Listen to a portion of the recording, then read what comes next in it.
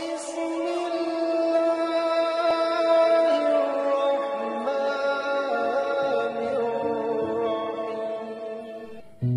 అనంత కరుణామయుడు పరమ కృపాశీలుడు అయిన అల్లాహ్ పేరుతో.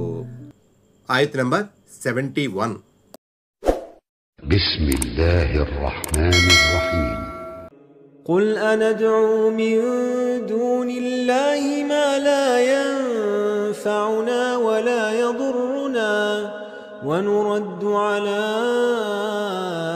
أعقابنا بعد إذ هدانا الله كالذي استهوته الشياطين في الأرض حيران له أصحاب يدعونه إلى الهدى ائتنا قل إن هدى الله هو الهدى وأمرنا لنسلم لرب العالمين. ఆయత్ నంబర్ 71. ఓ ప్రవక్త, వారిని అడుగు, ఏమిటి మేము అల్లాహను వదిలి మాకు లాభం గాని నష్టం గాని చేకూర్చలేని వారిని మొరపెట్టుకోవాలా? అల్లాహ్ మాకు సన్మార్గం చూపిన తర్వాత సైతానులు ఒక వ్యక్తిని అడవిలో మార్గవిహీనుణ్ణి చేయగా అతని సహవాసులు కొందరు ఉండి మా వద్దకు రా. 91.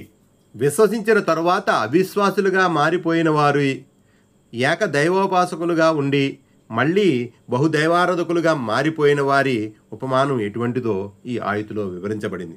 అతని ఉపమానం సన్మార్గాన నడిచే తన సహవాసుల బృందంలో నుంచి తప్పిపోయిన వ్యక్తి లాంటిది. తప్పిపోయిన ఆ వ్యక్తి అడవిలో దారి తెన్ను కానరాకుండా ఉన్నాడు. ఇదిగో మేము సాగిపోతున్న ధర్మపదంలోకి రా అని అతని మిత్రబృందాన్ని కేకేసి పిలుస్తున్నా అతను ఆ పిలుపును వినే స్థితిలో లేడు. లేదా పైశాచిక శక్తులు జిన్నాతులు పన్నిన పద్మవ్యూహంలో దారుణంగా చిక్కుకుపోయిన కారణంగా సన్మార్గం వైపుకు మరలి రాలేని నికృష్ట స్థితి అతనిది అని అతన్ని సన్మార్గం వైపుకు పిలుస్తున్నప్పటికీ దిక్కులు చూస్తూ ఉండిపోయేవాని మాదిరిగా మేము సన్మార్గం నుండి వెనుదిరిగిపోవాలా? వారితో ఇలాను, యథార్థానికి అల్లా చూపిన మార్గమే సన్మార్గము. 92. దీని భావం ఏమిటంటే అవిశ్వాసానికి వడిగట్టిన వారు దైవానికి సహవర్తులుగా ఇతరులను నిలబెట్టి మార్గ విహీనతకు లోనైన వారు దారి తప్పిన బాటసారి లాంటివారు. అల్లాహ్ వారికి సన్మార్గం చూపితే తప్ప వారు రుజుమార్గం వైపుకు మరలి వచ్చే అవకాశం ఉండదు. అల్లాహ్ సద్బుద్ధిని ప్రసాదించిన వారు తప్పక మరలి వస్తారు. సద్బుద్ధి నొసగడం, సన్మార్గానికి తిరిగి రప్పించడం నిస్సందేహంగా దేవుని పని.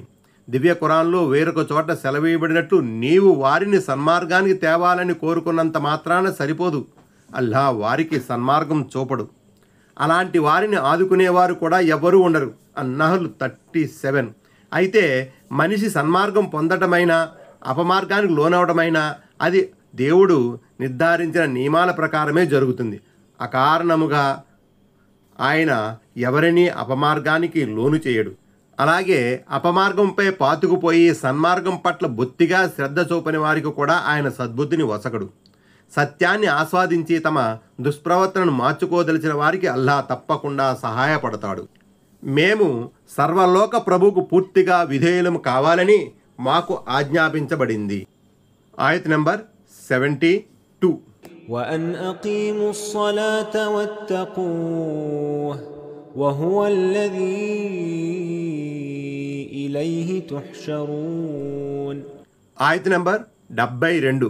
ఇంకా ఇలా ఆదేశించబడింది, నమాజును నెలకొల్పండి, ఆయనకు భయపడండి, ఆఖరికి మీరంతా ఆయన వద్దకే సమీకరించబడతారు. 93. మనిషి దేవుని అస్తిత్వం ముందు బేషరతుగా తలవంచి అతనికి విధేయునిగా ఉంటానని ఒప్పుకున్న తరువాత అతనిపై విధించబడే అంశాలలో అత్యంత ముఖ్యమైనది నమాజ్. దీన్ని బట్టి ఇస్లాంలో నమాజుకు గల ప్రాముఖ్యం ఎటువంటిదో విదితమవుతున్నది. ఆ తర్వాత తక్వా, దైవభక్తి ప్రస్తావన వచ్చింది.